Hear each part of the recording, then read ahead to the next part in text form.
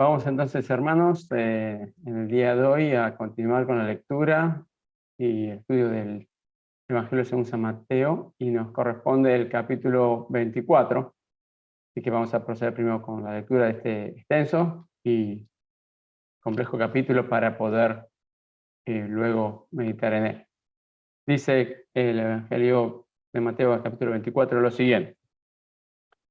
Cuando Jesús salió del templo y se iba, se acercaron sus discípulos para mostrarles los edificios del templo. Respondiendo, él les dijo: ¿veis todo esto? De cierto os digo que no quedará aquí piedra sobre piedra que no sea derribada. Y estando él sentado en el monte de los olivos, los discípulos se le acercaron aparte, diciendo: Dinos, ¿cuándo serán estas cosas y qué señal habrá de tu venida y del fin del siglo? Respondiendo Jesús les dijo: mirad a que nadie os engañe, porque vendrán muchos en mi nombre diciendo: yo soy el Cristo, y a muchos engañarán, y oiréis de guerras y rumores de guerras. Mirad que no os turbéis, porque es necesario que todo esto acontezca, pero aún no es el fin. Porque se levantará nación contra nación y reino contra reino, y habrá pestes y hambres y terremotos en diferentes lugares, y todo esto será principio de dolores. Entonces os entregarán a tribulación y os matarán, y seréis aborrecidos de todas las gentes por causa de mi nombre. Muchos tropezarán entonces y se entregarán unos a otros, y unos a otros se aborrecerán. Y muchos falsos profetas se levantarán y engañarán a muchos, y por haberse multiplicado la maldad, el amor de muchos se enfriará. Mas el que persevere hasta el fin, éste será salvo. Y será predicado este evangelio del reino en todo el mundo, para testimonio de todas las naciones, y entonces vendrá el fin. Por tanto, cuando veáis en el lugar santo la abominación desoladora de que habló el profeta Daniel, el que lee entienda, entonces los que estén en Judea, huyan a los montes, el que esté en la azotea no descienda a tomar algo de su casa, y el que esté en el campo no vuelva atrás para tomar su capa. Mas hay de las que están encintas y de las que críen en aquellos días. Orad pues que vuestra huida no sea en invierno ni en día de reposo. Porque habrá entonces gran tribulación, la cual no ha habido desde el principio del mundo hasta ahora, ni la habrá. Y si aquellos días no fuesen acortados, nadie sería salvo, mas por causa de los escogidos aquellos días serán acortados. Entonces, si alguno dijere: mirad, aquí está el Cristo, o mirad, allí está, no le creáis, porque se levantarán falsos cristos y falsos profetas, y harán grandes señales y prodigios, de manera que engañarán, si fuese posible, aún a los escogidos. Ya lo he dicho antes. Así que, si os dijeren: mirad, está en el desierto, no salgáis, o mirad, está en los aposentos, no lo creáis. Porque como el relámpago que sale del oriente y se muestra hasta el occidente, así será también la venida del Hijo del Hombre. Porque donde quiera que estuviese el cuerpo muerto, allí se juntarán las águilas. E inmediatamente, después de la tribulación de aquellos días, el sol se oscurecerá y la luna no dará su resplandor, y las estrellas caerán del cielo y las potencias de los cielos serán conmovidas. Entonces aparecerá la señal del Hijo del Hombre en el cielo, y entonces lamentarán todas las tribus de la tierra, y verán al Hijo del Hombre viniendo sobre las nubes del cielo con gloria, con poder y gran gloria. Y enviará sus ángeles con gran voz de trompeta, y juntarán a sus escogidos de los cuatro vientos, desde un extremo del cielo hasta el otro. De la higuera aprended la parábola. Cuando ya su rama está tierna y brotan las hojas, sabéis que el verano está cerca. Así también vosotros, cuando veáis todas estas cosas, conoced que está cerca, a las puertas. De cierto os digo que no pasará esta generación hasta que todo esto acontezca. El cielo y la tierra pasarán, pero mis palabras no pasarán. Pero el día y la hora nadie sabe, ni aun los ángeles del cielo, sino solo mi Padre. Mas como en los días de Noé, así será la venida del Hijo del Hombre. Porque como en los días antes del diluvio estaban comiendo y bebiendo, casándose y dando en casamiento, hasta el día en que Noé entró en el arca, y no entendieron hasta que vino el diluvio y se los llevó a todos, así también la venida del Hijo del Hombre. Entonces estarán dos en el campo, uno será tomado y el otro será dejado. Dos mujeres estarán moliendo en un molino, la una será tomada y la otra será dejada. Velad pues, porque no sabéis qué hora ha de venir vuestro Señor. Pero sabe de esto, que si el padre de familia supiese a qué hora el ladrón habría de venir, velaría y no dejaría minar su casa. Por tanto, también vosotros estad preparados, porque el Hijo del Hombre vendrá a la hora que no pensáis. ¿Quién es pues el siervo fiel y prudente, el cual puso su Señor sobre su casa para que les dé el alimento a tiempo? Bienaventurado aquel siervo al cual, cuando su Señor venga, le halle haciendo así. De cierto os digo que sobre todos sus bienes le pondrá. Pero si aquel siervo malo dijera en su corazón, mi señor tarda en venir, y comenzara a golpear a sus consiervos y aún a comer y a beber con los borrachos, entonces el señor de aquel siervo en aquel día, vendrá el señor de aquel siervo en aquel día, en el día en que él no espera y a la hora que no sabe, y lo castigará duramente y pondrá su parte con los hipócritas. Allí será el lloro y el crujir de dientes. Este es un capítulo que tiene su correlación también en Lucas y en Marcos, y es capítulo, uno de los capítulos que describe lo que se conoce como el discurso del Monte de los Olivos, un discurso donde el Señor hace una descripción de los eventos futuros. Comienza el capítulo con una escena muy particular, el Señor abandonando el templo. Y los discípulos, no sabemos por qué razón, cuando se iban, comienzan a mostrar los edificios del templo como algo que, para quizás llamar la atención al Señor de alguna manera. Eran edificios que llevaban muchos años allí instalados, sabían de su gran labor, como leímos en las Escrituras, del tiempo que llevó la edificación, y no debemos dudar de que habría de ser imponente. Por lo tanto, los discípulos le hacen notar esto al Señor, quien tiene una respuesta sumamente dura, una respuesta seguramente inesperada por ellos, donde le indica que de toda esa edificación no habría de quedar nada en pie, lo cual no cabe duda que lo habrían de asombrar a los discípulos. Ellos estaban esperando la venida del reino del Señor, la manifestación de este reino, y asumiendo que ese reino tendría como una de las principales instituciones o uno de los más emblemáticos lugares el templo, llamaba la atención que sucediese eso. Entonces, el Señor no habla durante un periodo, seguramente estarían ellos tratando de encontrar una explicación a esta declaración tan dura del Señor, en sintonía con lo que ya había sido dura su conversación, como vimos en el capítulo anterior.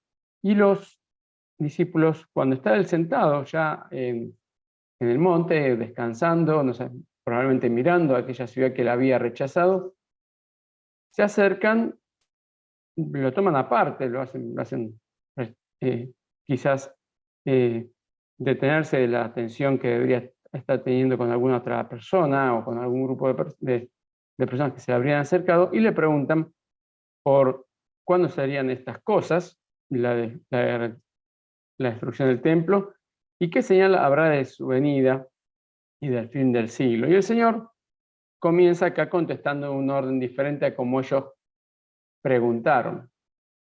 Él, si bien declara, vamos a ver más, se puede ver eso en Lucas, cuándo serán estas cosas de la destrucción del templo y de Jerusalén en Lucas, como dijimos. Él, sin embargo, comienza relatando o contestando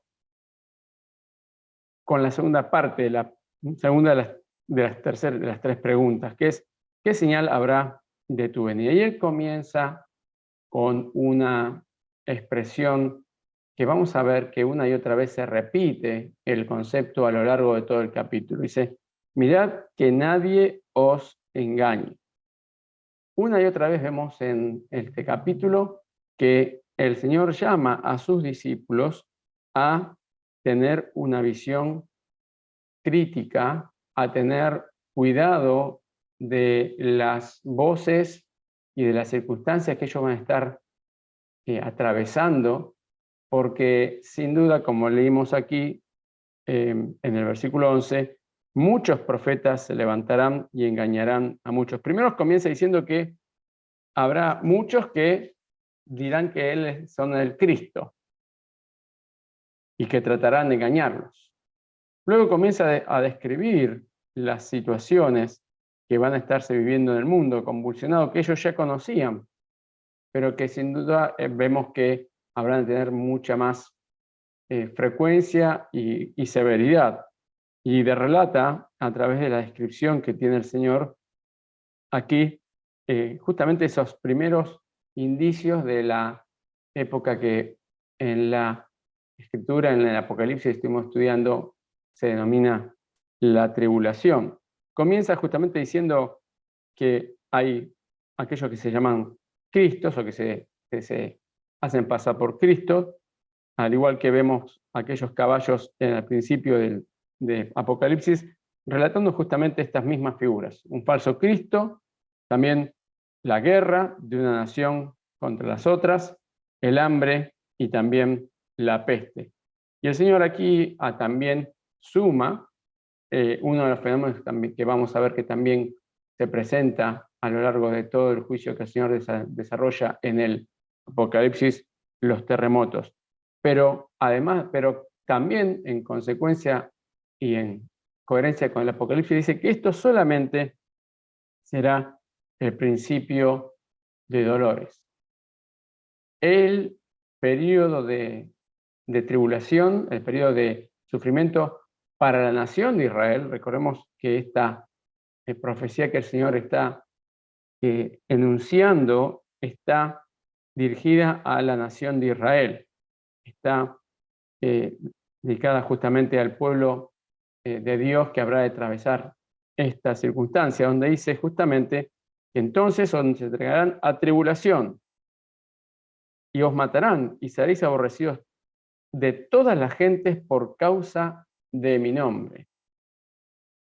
¿Qué, qué expresión que nos habla del impacto que va a tener la ausencia de la Iglesia en el mundo? Hoy por hoy hay muchas naciones con un fuerte arraigo cristiano que aún en medio de tan parciales juicios que se hace a la nación de Israel con sus represalias ante las agresiones externas y ante las injustas reclamaciones de los pueblos que hay alrededor, aún hay así, hay naciones que están siempre del lado de Israel, porque justamente basan sus creencias, sus principios, muchos en aspectos económicos, no vamos a negarlo, pero sobre todo en el hecho de la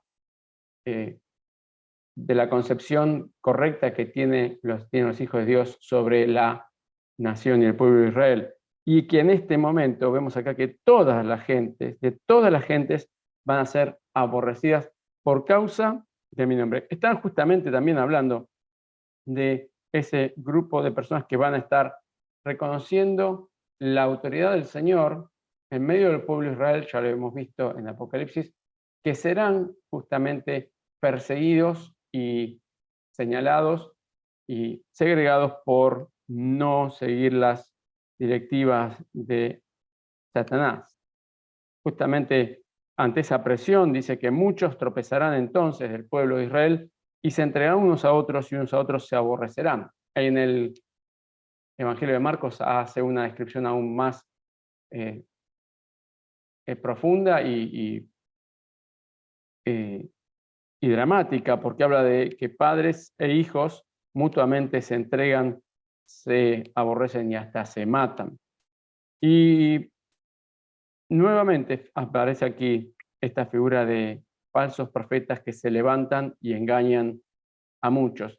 Y como consecuencia de eso, justamente, muchos, al ver multiplicado la maldad, se habrán de alejar de la palabra de Dios y del mensaje de salvación.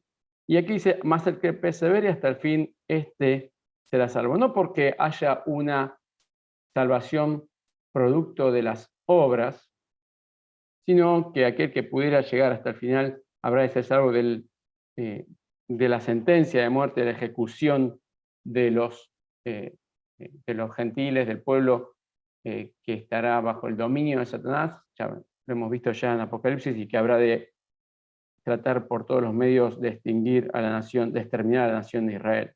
Será predicado este evangelio del reino en todo el mundo para testimonio de todas las naciones, y entonces vendrá el fin.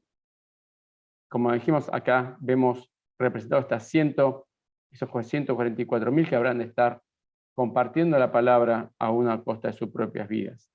Por tanto, cuando veis en el lugar santo la abominación desoladora que habló Daniel, el que lee entienda, entonces los que estén en la Judea huyan a los montes. Y aquí va narrando justamente cuando al final de esos 3 años y medio, el gobierno mundial, el anticristo, toma esta decisión de romper el pacto que había hecho con el Israel alejado de Dios, justamente el que estaba entregando a aquellos que habían escuchado el llamado del Señor, y son totalmente sojuzgados, y es la figura del anticristo puesta en el lugar de Dios en el templo. Y hace mención de lo dramático que será la situación y de la persecución, que no habrá tiempo para hacer ninguna cosa con tal de poder salvar la vida, ni siquiera poder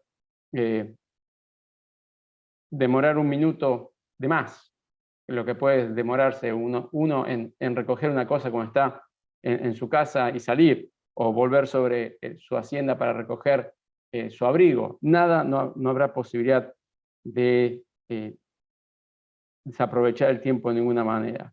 Y llega a tal punto de que la huida habrá de ser de tal calamidad que cualquier situación que sea perjudicial o que la complique va a ser realmente calamitoso. Ni en invierno, ni siquiera en un día de reposo donde ellos no habrían de poder desplazarse. Justamente nos hace notar este énfasis de los falsos profetas y del día de reposo, que esta es una profecía al pueblo de Israel. No es una profecía donde la iglesia esté involucrada o afectada, porque ella habrá sido ya retirada del mundo antes de que todo esto acontezca. Y justamente dice acá, en el versículo 21, entonces vendrá gran tribulación, cual no ha habido desde el principio del mundo hasta ahora, ni la habrá. La gran tribulación comienza justamente, como dijimos, luego de este rompimiento del pacto que hace las naciones con Israel. Y cómo el Señor, en su misericordia, lo protege al pueblo de Israel al punto tal de que, aun cuando pareciese que ya todo está perdido, como leemos en el versículo 22, Él habrá de salvarnos. Y nuevamente encontramos aquí una y otra vez el llamado al Señor al pueblo de Israel a no confiarse en lo que el mundo o sus adversarios o los demás le digan. Dice, mira, entonces si uno dijere, mirad, he aquí el Cristo, mirad, allí está, no le creáis. Se levantarán falsos cristos y falsos profetas y harán grandes señales y prodigios de manera tal que engañarán, si es posible, aún a los escogidos.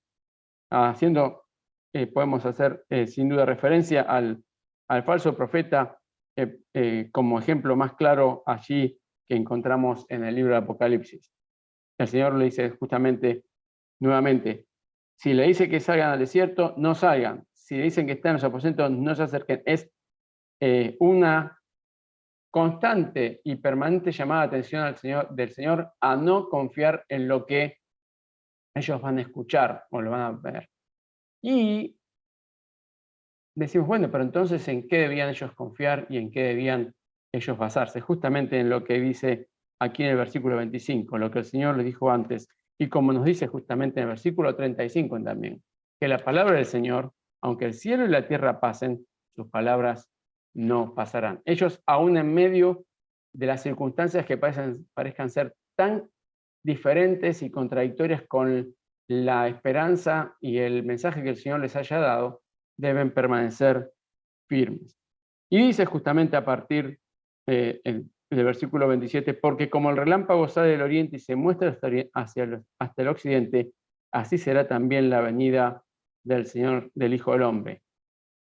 Y que, como dice aquí también a partir del versículo 29, habrá una serie de fenómenos climáticos en los cielos, como ya lo hubo en la tierra, y lo vimos también reflejado en el Apocalipsis, y el Señor aparecerá en el cielo, y menciona aquí justamente, como eso lo vemos reflejado en relación al capítulo 19 de Apocalipsis, entonces lamentarán todas las naciones de la tierra y verán al Hijo del Hombre viniendo sobre las nubes del cielo con gran poder y gloria.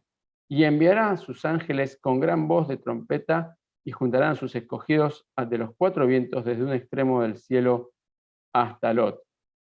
Debemos destacar que acá justamente habla de lamentarán todas las tribus de la tierra. No hace mención de la frase tribu en el pasaje previo del comienzo del conflicto, cuando habla de naciones que se levantan contra nación o reinos contra reinos, lo cual nos podemos entender que está haciendo mención justamente a todas las tribus del pueblo de Israel que, distribuidas en el mundo entero, habrán de ver y reconocer, como leíamos y lo vemos en Zacarías 12, que llega aquel Mesías que ellos habían prometido, se les había prometido y que muchos habían rechazado. Justamente dice, lamentarán todas las tribus de la tierra. Y el Señor habrá de reunir en el pueblo de Israel a todos aquellos que a través de todo el mundo están distribuidos, que forman parte de su pueblo.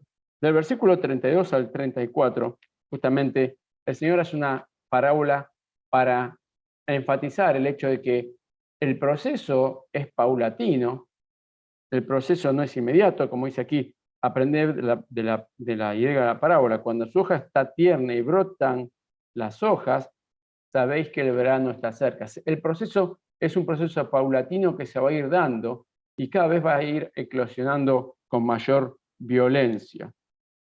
El Señor le dice justamente que esta generación no pasará hasta que todo esto acontezca. Y esta frase, esta generación, puede darse lugar a distintas interpretaciones.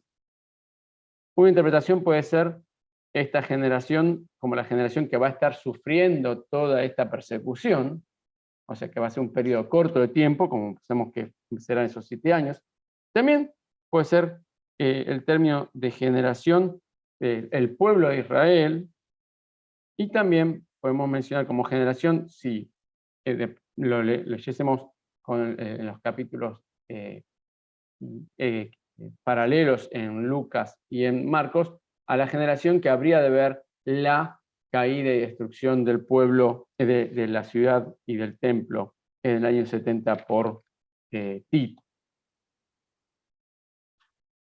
El Señor continúa diciendo, en cierta manera dando un atisbo de lo que ellos estaban preguntando, luego de mostrar las señales que habrían de venir, cuál sería el reino, señales de la venida del Señor y del fin del siglo, de que la hora y el día nadie lo sabe.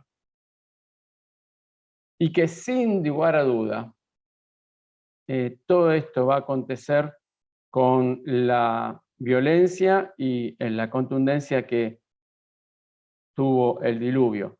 Y también hay un paralelismo, porque los hombres que estaban en el tiempo de Noé, conocemos que el Señor tomó la decisión de castigar a la raza humana por el grado de perversión y maldad que habían alcanzado. Pasaban esos días como si nada hubiese de acontecer. Decían que los días antes del diluvio comían, bebían, casándose y dándose en casamiento, hasta que llegó el momento en que se ejecutó el juicio. Y también les hace notar eso. Los hechos van a acontecer y van a haber evidencias, como era evidente la construcción del arca, de la cual sufrió burlas durante tanto tiempo Noé al construirla, como vemos el ejemplo de la higuera que puso el mismo Señor, Pero en ese momento va a ser, así como va a haber ciertos indicios, la acción de la vida del Señor va a ser contundente y en un momento inesperado, en un momento definitivo. Justamente uno habla justamente de esa inmediatez con el ejemplo de dos que están en el campo, que uno es dejado y otro es tomado. Dos mujeres moliendo en el molino, una dejada y otra tomada. Velad, nuevamente un término para que vemos una y otra vez en este capítulo, porque no sabéis la hora a que ha de venir vuestro Señor. Pero sabed esto, y nuevamente el Señor apela al conocimiento, al raciocinio, a la inteligencia, a la intelectualidad de los oyentes para hacerles notar estas verdades. Sabed esto, si el padre supiese a qué hora el ladrón habría de venir, velaría y no dejaría mirar su casa. También vosotros estad preparados, porque el Hijo del Hombre vendrá a la hora que no pensáis. Y luego escuchamos de parte del Señor la parábola comparando el siervo prudente y fiel que estaba consciente que su amo no estaba presente, pero que habría de venir en cualquier momento, y con esa idea estaba cumpliendo con responsabilidad su trabajo, y que en el momento menos esperado aparece este amo, comparado con el siervo malo que se deja estar, que confía en que va a darse cuenta con suficiente antelación de la llegada de su amo y empieza a comportarse de la manera equivocada. Así de repentina, así de inesperada es la venida del Señor en a reunirse con su pueblo, por más que haya evidencias, por más que justamente, como hemos leído, el Señor indica que habrá un proceso por el cual ellos deberían estar atentos, dándose cuenta que habrá de en breve venir el Señor, pasando previamente, como leímos, tanto declarado por Daniel como por el Señor, como luego detallado en Apocalipsis por el apóstol Juan, ese proceso por el cual el Señor habrá de, en primer lugar, llevar a su iglesia y luego permitir que durante un periodo de tiempo su pueblo terrenal sufra la persecución y casi el exterminio hasta que el Señor venga a reinar en forma definitiva sobre la nación de Israel y sobre todos los pueblos y junto con su iglesia. Y podemos en esta noche justamente tomar como referencia para nosotros, como meditación para nuestras actividades día tras día, esta verdad que una y otra vez el Señor menciona. Dice, nadie os engañe, no les creáis. Hay muchos falsos profetas, falsos cristos, que aún buscarán, aún si fuese posible, engañar a los escogidos. Y sin duda Satanás es el maestro, el padre de mentira, el que buscará una y otra vez siempre engañarnos, turbarnos, como dice aquí justamente en el versículo 6. Oiréis de rumores de guerras y de guerras, pero no os turbéis, porque esto es necesario que acontezca, aunque no llegue el fin. El Señor, sin duda alguna, nos podrá hacer pasar por distintas pruebas, deberemos enfrentar situaciones de duda, pero como dice en la Escritura y como leímos aquí, su palabra es fiel y habrá de cumplirse a tiempo, que es el mejor de los tiempos para todos nosotros.